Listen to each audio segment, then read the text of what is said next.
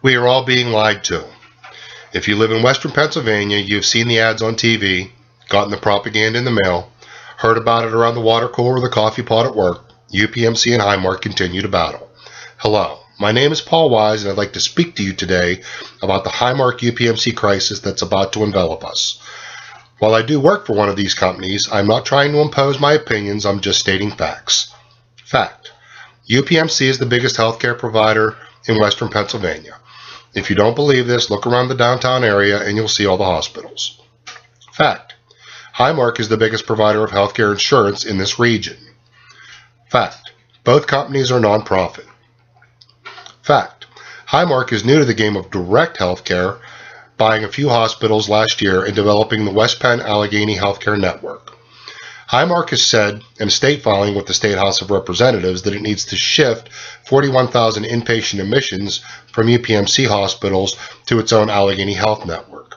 Why? Because they need the income from these admissions to pay for the health system they recently purchased.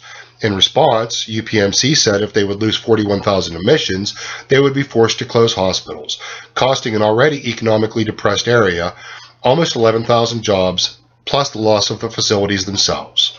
What does this mean to the consumer or the patient? If your personal doctor is currently in UPMC's network and you have Highmark insurance, you have two options. Option one is to do nothing and pay for your medical expenses out of your own pocket. I don't know how you could do that. Option two is to change your doctor to a Highmark approved doctor. There are other options, and this is where it gets tricky. Let's say you have UPMC medical benefits at work, but since there's no more contract between Highmark and UPMC, your personal doctor has left for Highmark. You really don't have any choice now but to change doctors, and this works both ways.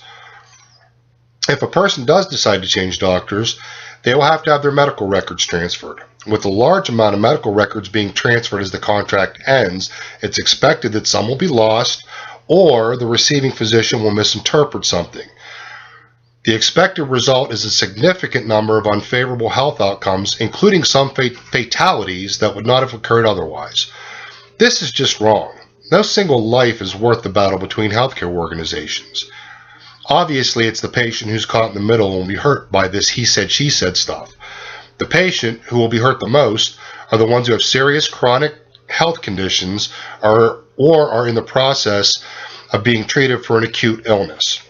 It's these people who will be hurt the most because the lack of contract between these two organizations will cause a serious continuity of care problem for them. I'm not saying that either one is right or wrong. What I am saying is that there needs to be some type of contract in place for these two giants in the medical field to play nice together. As a registered nurse, I'm obligated to advocate for my patients when they can't speak for themselves. I think it's in the best interest for everyone that Highmark and UPMC do what's right for the patients. There needs to be a moral high ground here. It should never be about dollars and cents. It should always be about what's right for the patient. How do we fix this problem? The simple answer is we can't. What we can do is we can contact our region's representatives and local lawmakers and demand that they step in and protect us. There's a big mountain for us to climb right in front of us. Can we all do what's right and fair for the consumer and forget about the bottom line for a minute? Look at the bigger picture and see the potential damage. Consider this. What if it were your husband or your wife or your child that needed that treatment to save their life, but instead the hospital down the street closed because there could be no middle ground? What if someone you know actually dies because of this? I know if we as a community make our voices heard, action can be the result.